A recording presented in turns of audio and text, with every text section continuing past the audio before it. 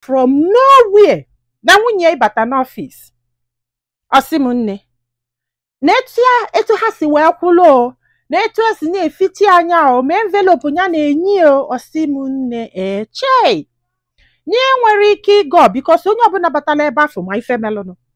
Ọsị m nwunye tụọlụ this girl, o wee kwabịa si enyi nwanyị nke nwa ka ọ ka na-ekwu ka ya separate sefa na nnekwe dị 3 picture andị na ụmụaka bụ nnọọ carbon copy nyanwa. Ọsị m nne this woman wee bee a na-eji ọ na-ebe even na secretary abatazi n'ọfịs a na-eji this woman denu nke nye mụọlụ ụmụ na-atọ welu dị envelope mele ọsọ ịghọtago wee gbanaga ya na-ayọ this woman cha ya na-enu ya na n'ọjụ. Ọsị m nne ozugbo this woman nalụ paaki ya ngwongwo edulu nwa ya na-abe nne ya hai nyeje na-agụ ya ụcha. Ọsị m nne ka na akọlụ m ihe a kịta na for 1 week ka eje mee the DNA.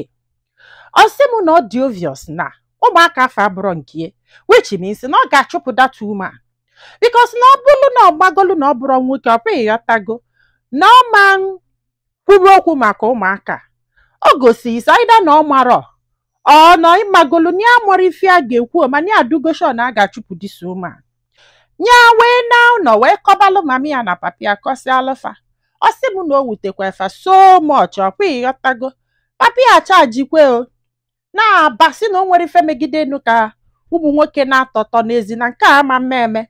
Mami ya na-abafa ncha niile aligolie na-akwụ ya. Ọsị m nne ma ife ji wee wetala anyị this story na that girl ya na anụ ekwere ekwe o ka a na-ayọ ọ na-efechi isi si na ya chọrọzi denu enyi nwaanyị nke mụọlụ ụmụ na-atọ na ọ dị obvious na di ga-achụpụ ya ọkwa na so papi ya wee na-aba mbanya wee si papi ya na ya ga-eji ijie bifo nya wee kọbalụ m ihe a mana ihe papi ya kwuru bụ ya hapụzi ada girl ọ nụlụdo ofu nwa wee na-ahụ ka o chezielu nke a ga-achụpụta wit ụmụ nwoke na-atọ nọ nke afọ ka ha ga-ejezi n'ụba ya na ya na-aba bụzalụ di na nwunye. Amụrụ m na aghọtakwa ife nkwu kịta na papi ya si ya na ọ ga-ahapụzi nwunye nke ọ nụlụ ọfụma nke mụọli ofu nwa nwaanyị gbara bụlụ dulu nwa ya nafelu ịghọta na ọ ga-ahapụzi ya ka echezielu nke a ga-achụpụ in few days. Ọ bụrụ na nke afọ pụta ka fajezie nubia fanubazi anya denu anya na nke afọ ga-ebuzi asị di na nwunye. The second one chọzikwa mgbe o ji wosie iwo ọ chọọ na ọ ga-echigete ochigete ọ sịkwa nna ya da anụzi ha eje were ihe ha mee n'isi. Ọsị m nne ife agbakasị anya arụ na ya mụrụ ka ife nke dị adụ na ọ na-ewutie so much ịghọtago. Sị m nne na o nwere mgbe ya ji na-eche na ya ga-eje napụta this woman nwa mba na ya decide just to give them those kids without minding. Mana kịta ihe a niile mere papi ya na o nwere ife papi ya ekwuru in fact na ya dozi comfortable na ọ bụgodulu na this man achụpụrụ that lady na ya ga-esibekwa ọnwụ ka ọ chụpụ ya ịghọtago ka wee kpọrọ ụmụaka ya na-atọ na ya ghọtasiburu etu a until papi ya nụ the thing. Ọsị m nne in fact na papi ya na-akpụ ya onye ibelibe efulefu na ala gbala papi ya na papi ya si na ọ bụ na o mere ife na ya nyelie 6 months nye wele ọkpụ ya jee ebe nwoke afọ gwa ya ihe melụnụ. Ọsị m nne na ike gwụrụ na ya mụrụ ife a ga-eme oyọta na ya mụrụ na ya ma na achụpụ this lady na ya si ya na ya ga-anụ ya na ọ ga-ekwela ọkwa ịghọta kịta dị adụ shọ kama na n'ife na-ewutie bụ nwaanyị nke ya nụrụ anụ ịghọta ndị na onye nwa mgbeli ifefa ji gbasaa na o nwere nwaanyị ga-afụ ụdị ha nwa duru happy ọkwa ịghọtago ya wee sị ka amala ife ndị mmadụ lụ ike gwụrụ iji ụwa.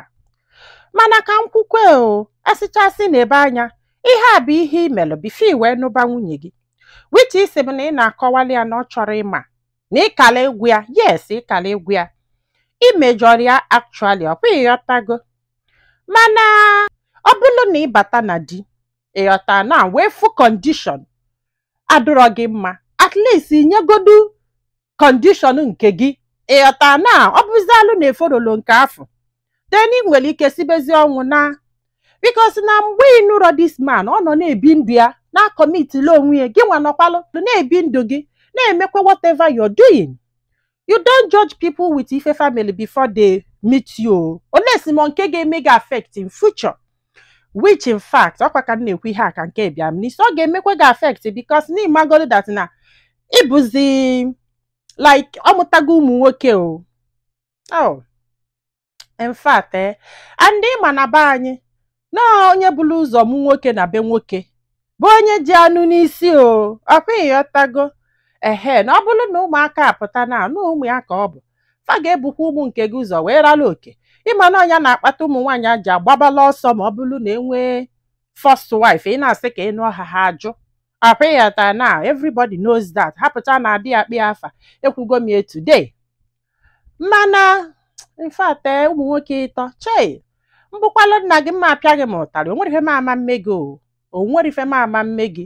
Ọkwa ịghọtago and ifu ka ihe anwa si adụ ibu ụzọ kpọsịsịa nwoke na-ata ebe afọ amaọkwanụ m ihe m ga-ekwu mana nna gị do right then nwunye gị wolu iwe bụ ọsọ dụkwa right. Jụkwa m o nsị gị jebebe your wife nke nụrụ ọfụ nke gbara ọsọ nke ka ofu nwa ilu ebe afọ ịyọ ọnya ịyọsi anya ịkọlia ife niile melụnụ from A to Z then where ife decide to do ife gị na your family decide to do ọ bụrụ na ọ ka chọrọ o weta condition nke ọ bụlụzikwa na ọ chọrọzi denu bọọlụ dịzi na ngada gị agadaga nwoke na-atọ ka ị ga-ahapụ n'ụzọ. Anyway mmadụ na-emekwalụ mmadụ ụdị ha ahụ like ihe iji uche gị niile na obi gị niile wee mee na o sizi otu a wee dị. Aka na ife nji agwa gị ihe a bụ na o nwere ike ọ bụrụ na aga mee DNA dị ma na-ewe gamalụ na ya bụrụ nwoke o and o nwere nwoke maalụ na ya bụrụ nwoke fụlụ ụmụ nwoke na-atọ ka amụgoli already na-amaghị ghara keep that children. Akwa ịghọtago and n'ịgwa gị eziokwu ị nwere right over them unless ma the man ọ chọlụ that lady with ụmụaka afọ reject afa that is when you have right over them. Akwa ịghọta ebe m na-eje maka na ịmara ife ga-eme na after the DNA mana unu eji n'ife nkwụ wee judge ndị be anyị daalụnụ ka ọ dị n'ụbọchị ọzọ.